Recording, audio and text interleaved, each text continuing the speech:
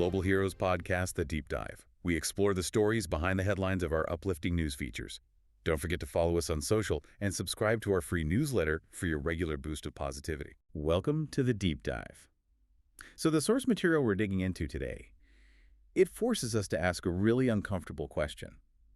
Can our efforts to help, even with the absolute best intentions, sometimes make things worse? It's a tough one. We're talking about that traditional model of international aid. I mean, it's the picture we all have in our heads, right? Right. The outsiders arrive. They have the money, the supplies. What they see is the solutions. Exactly. They build things, they hand out goods, they teach a skill, and then, well, the project timeline ends and they leave. And what's fascinating here is the consequence of that. It's not just that progress stops when they leave. It often actively damages the local economy. I mean, why would a local farmer try to sell their crops when free food aid is just being given away down the road? It just undercuts everything. It does. Dependency becomes the structure, and the community is just left waiting for the next round of help instead of building their own way forward. And that's the hard truth we're starting with. So if that's the problem, what's the solution? Our mission today is to unpack this fundamentally different path, a path that organizations are calling localization. And this approach, it just completely flips the script. The core belief is you don't lead with what you can give. You start with what a community already has. Okay, let's unpack this a little more. What does that mean, what it already has? It means faith, local leadership, resilience. It means that deep local knowledge that no outsider could ever have. So the strategy, then, that the sources are really clear on this, is to partner exclusively with local groups. Exclusively. Local churches, community organizations. Because they get it. They understand the culture, the language, the real challenges. We see this model being used in places like Ethiopia, Kenya, India, Tanzania. And South Sudan, DR Congo, even in some communities in Canada. It's a global shift. Right.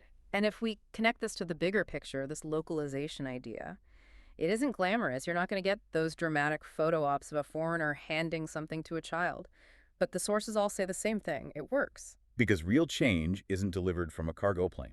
It's discovered. It grows from within the community itself. And we have some really specific, powerful examples of this.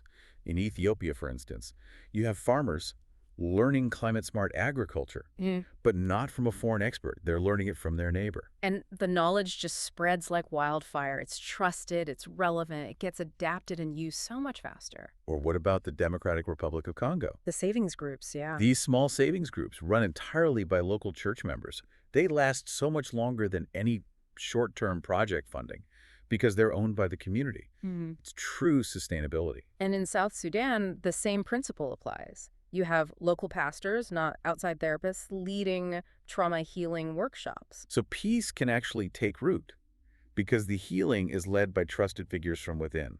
But this all sounds, it sounds great, but does raise a question. How do you ensure accountability when you hand over that much control? That's the challenge. The philosophy has to change. The goal isn't just hitting metrics on a grant report. The goal is lasting transformation, where people are leading their own development, building solutions that actually fit their reality. So the role of the outside group changes entirely. It's not command and control. No, it's to equip, connect, and strengthen. You're a partner, not a director. And that requires a huge mental shift, doesn't it? A massive one. It takes patience, real trust, and a lot of humility. It's what the sources call the courage to step back. Stepping back from that we know best mindset. It's done so much damage over the years, yeah. So what does this all mean for the ultimate result? When you root this work in localization, the sources show that families really do thrive.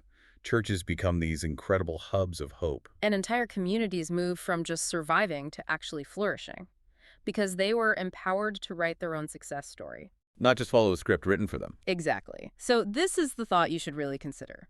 If you believe charity should restore dignity, not replace it, and that giving should create independence, not dependency, what criteria should you be using? How do you choose where to put your support? It forces you to look past the easy headlines and see where real, lasting strength is actually being built from the ground up. That's it for today's deep dive. Want more? Stay connected with Global Heroes through our newsletter and socials.